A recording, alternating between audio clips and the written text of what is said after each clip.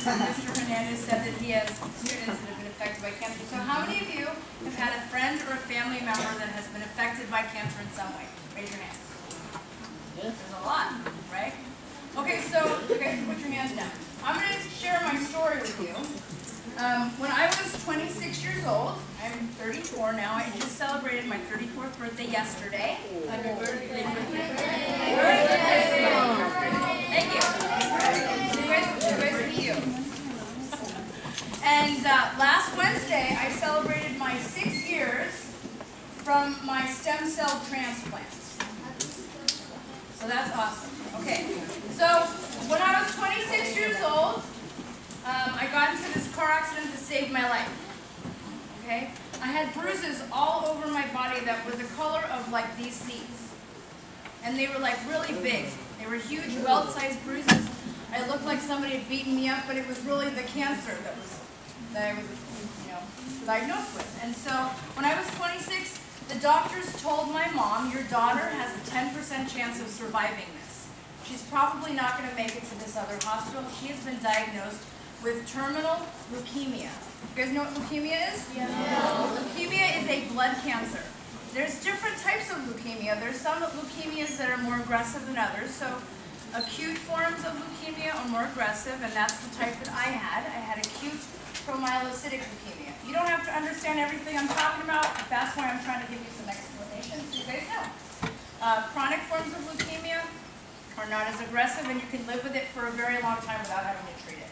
Okay, so I had one of the most aggressive forms of leukemia at 26. What that meant was when I was diagnosed, I couldn't go back to work, so I had to quit my really cool job working in a limo company. It's really awesome. I know! It took all the fun out, right? I lost a lot of friends. Because people didn't want to hang out with the girl who was sick with cancer because they were all scared I was going to die. So I lost a lot of friends. I lost my independence. I had to go live on my own. I went from living on my own to going to live with my parents, and I couldn't take care of myself because I was really sick. So when I was first diagnosed, and they transferred me from Ventura County Medical Center to the City of Hope, and I got to the City of Hope, which is a world-renowned cancer center that I'm going to tomorrow to celebrate my stem cell transplant birthday with about 1,000 other people. It's going to be really awesome. That's out in Pasadena. And so, sorry, I get kind of scatterbrained sometimes, but it's because I've had so much chemotherapy that I forget sometimes where I'm at. So hopefully you guys are listening to me so you can remind me, right? Are you going to be my reminder guy? I'm just like, you're fine. So I was diagnosed with cancer. I got to City of Hope. The doctors told my mom I was going to die. There was no way I was going to survive it. I had already had the disease for 2 months, and I beat it. So that's awesome, right?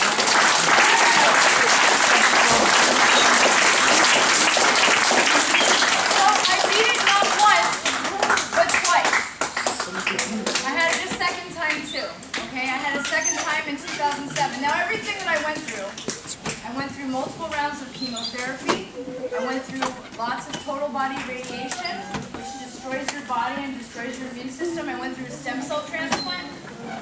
But all that stuff was worth it. Does that sound like a crazy thing to say? Quite crazy? Okay, so why am I saying that? Cancer was, and every Thanksgiving I say this, and people think I am nuts for saying it. Thanksgiving, cancer is the best thing that could have ever happened to me. Because it made me, yeah, he's like, what are you talking about? Because it made me realize things that were most important, okay? It made me realize that maybe I had to eat differently, okay? I don't know if you guys know, but like people that have cancer, anybody who has cancer right now, if you have a friend or a family member, tell them no sugar. Don't eat sugar. Because sugar feeds cancer, and it feeds tumors, and it causes inflammation in the body. You guys have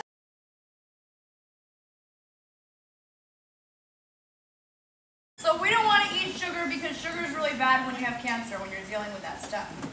And so I learned that. I also learned, things in life that are important are like spending time with my friends and spending time with my family. and not focusing so much on all the craziness that's going around me, and only focusing on the things that are making me happy and the things that are helping other people, right, Mike? So I started this nonprofit organization after I went through all this cancer. I went through all this chemotherapy and all this radiation, which caused a lot of damage to my body. Okay, I have like a herniated disc and degenerative disc disease that affects me. I lost my teeth. I lost 10 teeth have been extracted over the past 2 years because the chemotherapy and the radiation deteriorated and destroyed my teeth. I can never have kids. I have like a whole bunch of side effects that all happened because of the treatments that I had. That stuff doesn't sound like fun at all, huh?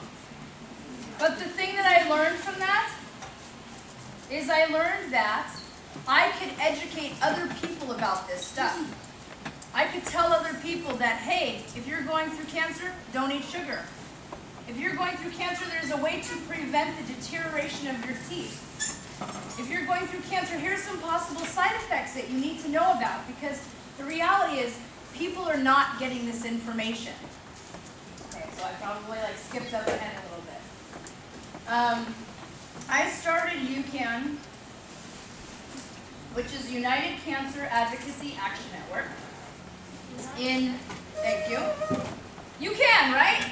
Everybody say you can. You can. That's awesome. I like that. I started UCAN because I used to talk a lot for different organizations and for high schools and at colleges about my experience going through cancer. My story is a lot more detailed than what I'm telling you. I had to be put into a drug-induced coma. I had to relearn how to walk. I had to relearn how to read and how to write. I couldn't do a lot of stuff on my own. We're saving questions for later, so you might want to write that one down. You want to ask me something right now, right down in the middle of this? What's your question? So it was like being reborn? That was my stem cell transplant. So who wants to know more about a stem cell transplant? I'm going to explain it to you. Okay, everybody put your hands down. And then you're going to remind me where I was at, right? Okay, so being in a drug-induced coma is very different from having a stem cell transplant. Being in a coma was the only way that they could give me the chemo, because when they gave me the first round of chemo back in 2006, my body and my lungs went into shock, and blood went up into my brain and fluid went into my lungs, and they couldn't treat me the way that they wanted to treat me with me conscious. So they had to sedate me and make me sleep. Can you explain what is chemotherapy? For those who are maybe not familiar with Chemotherapy is, there's different types of chemotherapy. Chemotherapy is like a drug, a toxin, that they are putting into your body to fight the cancer.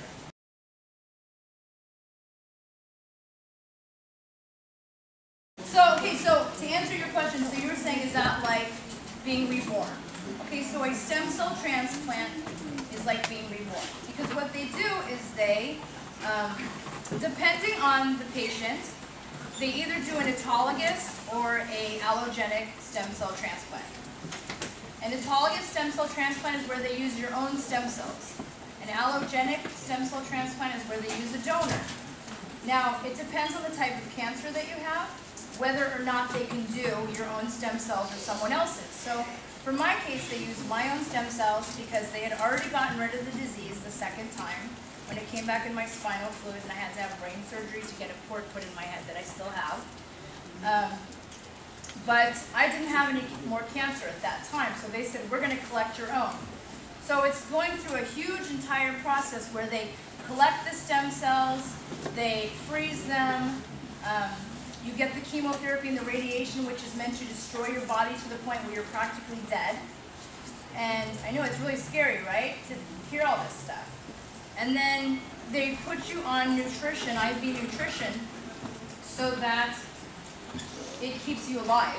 So that when they give you your stem cells back, it's like you're reborn, just like you're saying. You get your stem cells back and it grows all new bone marrow and all new blood cells and everything in your body, which is really cool. But it's the trippiest feeling ever.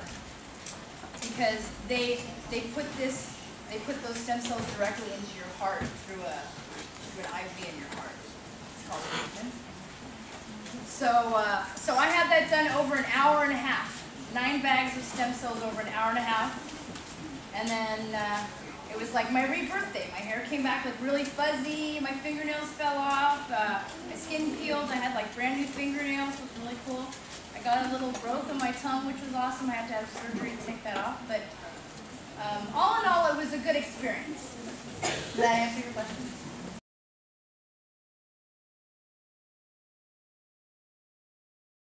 Talking about UCAN, right? Yes. What were we talking about? UCAN? Okay, oh, that's what we were talking about. I was speaking at all these different places, and my little brother, who was like 16 at the time, said, Rachel, why don't you just start your own organization? Instead of helping all these other people through these other organizations, why don't you start your own organization? And I said, I'm not that crazy. Obviously, I am crazy. Obviously, I am crazy. So the reason that I started UCAN is because I saw all these gaps going through cancer. Why weren't doctors telling patients not to have sugar? But every single cancer event that you go to, what do you see? Cakes, cookies, cupcakes, ice cream, all the stuff with all the sugar. And, you know, like once you get to the point where you ask yourself, okay, if sugar equals cancer, why are they feeding all these people sugar at this cancer event where there are people that still have cancer? They're giving it to them because they figure it's one day. That's the reality. They figure, you know what, it's one day out of all the days of the year that they're doing really good and they're not eating it. But the problem is they're not telling them. So this patient who might have cancer is going over there and eating this sugar and it's feeding their disease and it might make them sicker because of it. So why would you even want to take it? And once you start taking one day, then you take another day. It's my birthday. I'm going to take one day. It's Christmas. I'm going to take another day. It's my friend's birthday. I'm going to take another day. And how many days out of the year are you ending up eating the stuff that's going to make you sick? Too many. Too many. 2 weeks. So I kept seeing stuff like that. You know, why wasn't it important to tell me that my teeth were going to fall out and I could have prevented that? So I have $20,000 worth of damage I can't afford to fix that could have been prevented with $200 fluoride trays. So, just like Mike was saying that you guys were raising money for an organization where most of the money is going into research. And that's really awesome. That's really awesome that you guys are doing that. But the thing that I try to educate people about is, while all this money is going up here, who's helping the people down here? Some people. Wait, someone said a really good answer over here. You. I said you. No, it was you. Me. You, me. You can. Okay. So we are helping the people, which is awesome, right? You guys, come on. Which is awesome, right? Yeah. Okay. So I'm going to tell you a little bit about UCAN and how we help people. Is there? You want to help me? You want to pass these out around the room? Wait, this guy right here with the white shirt and the glasses. I don't know your name, so what's the universal color of all cancer? Pink. You guys. Pink. It's not pink. It's not pink. White. What's on my shirt? Purple. Purple. Okay. Purple is the universal color of all cancer. But you notice how everybody said pink and someone just said to me, isn't it pink? Wait, come here. No, okay, so pink is the color of breast cancer. That is the breast cancer ribbon. I had leukemia, that's orange. There's a whole bunch of different cancer types that all have different cancer colors.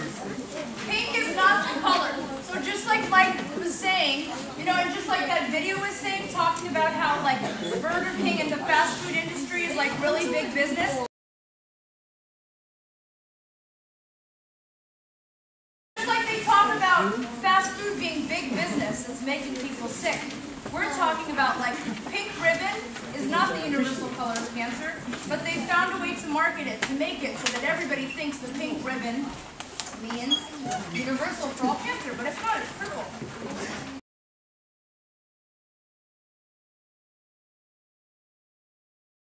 This is an adult. This is a guy who's 25 years old, got diagnosed with cancer 2 years ago. Thank you. High five it.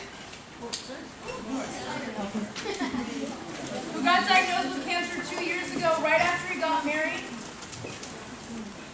And then he lost his job. And then he got some money from his old job, and he was living off of that money for 2 years. And so now he's contacting me, and his wife's contacting me saying, we have no money to pay the rent. And we've called all these organizations that we've heard of that are big, and we can't find the help. So what are we supposed to do? So what we did was we connected them with an option to contact like their local churches and temples in their area to try to see if somebody would have financial assistance that they could offer them. And then we connected them with several organizations. Plus, we have a personal fundraising program where we teach them how to raise the money that they need for whatever needs they might have. So we made them these really cool penguin pendants, which I actually have in my purse, which I can show you guys when I'm done talking. It's really cool. And they've been raising money by selling these pendants to pay their rent, which is awesome, right? You guys are falling asleep. Come on. Which is awesome, right? Yeah! So much better. I like that answer. So we want to help as many people as possible, and that's what I do for UCAN is I help people directly. We do gas cards to get to treatment in Ventura, LA, and Santa Barbara County, and we do fluoride trays to prevent the deterioration of your teeth, which happens to me. And none of our money goes towards research. But I wanted to show you guys, this is a magazine that's published out in Ventura County and also the San Fernando Valley. It's called Connect to Wellbeing. And this month, which was a really awesome birthday present, they did an ad for a dance event we're doing right here. It's called Dance for Life. And all the money goes towards helping who? The people. And then there's a whole story about us. A whole story about UCAN and finding solutions for cancer patients in need. Like UCAN, right? Right there.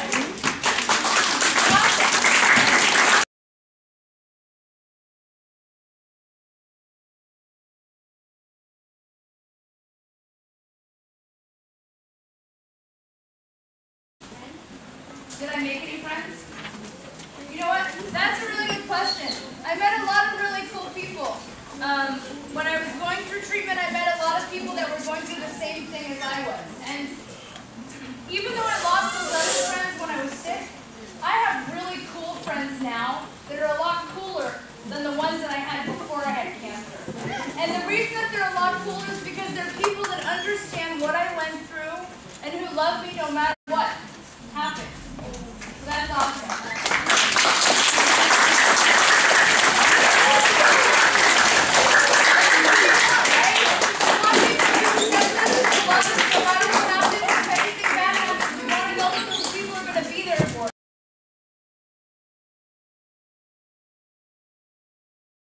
How did I feel when I was diagnosed with cancer? Okay, this is going to sound really funny. Remember how I told you that cancer was the best thing that could have ever happened to me? When I first got diagnosed with cancer, I cried. And then I decided that the only way that I was going to be able to beat the disease was I was going to have to fight it with more than, a positive attitude. I was going to have to find any way to laugh. Okay, so a really good my favorite story of all time is the ambulance drivers came to Ventura County Medical Center to pick me up. And they looked really serious because the doctors had already told them that I was going to die. Okay, they told them there was no way I was going to make it. They would probably have to revive me on the way to City of Hope. So this bald guy, and I fell in love with all these bald men after I met this bald ambulance driver. And this other guy came to pick me up, and they were really, really serious. Okay, and so they come in my room, and they pick me up, and they take me in the ambulance. And my mom is like praying to God, please God save my daughter, let my daughter get to City of Hope, please let her survive this. Okay? And we get into the ambulance, and I am flirting and talking to this bald man in the back of the ambulance, like laying there. And you're like, whoa, calm down, okay? okay? And then the other guy who looks like Tom Cruise is like, Rachel, do you mind if we play some music? I want to play some K-Rock. And I'm like, sure, play some K-Rock. So the guy up front is singing. They went from being really serious to the guy singing in the front, and the guy in the back laughing and talking to me, and me dancing in this gurney. Like this, the whole entire 3 hours it took to get to City of Hope. Okay, so meanwhile, my mom thinks, you know, my daughter's going to die. I'm praying to God that she will survive this. And we get out of the ambulance and we're hysterical. We can't stop laughing, the ambulance guys and I. So attitude was everything. For me, I had to find a way to fight the disease with a positive attitude. And that's not just cancer, guys. That's anything. Anything can happen in a second that will ultimately change your life forever. And you have to find a positive way to look at it. What can I do about this situation that just happened to me? How can I change my life? How can I be more positive? How can I find ways to laugh and deal with that kind of stuff? And so that's what you have to do. You have to look at the positive side of it. But sometimes it's hard. So the bright side was I started an organization, and we've helped over 2,500 cancer patients in 5 years, which is awesome. And we've impacted the lives of all these patients, you know, all across the nation, and that's great. Because we're the ones helping us. And what's my organization name? You Can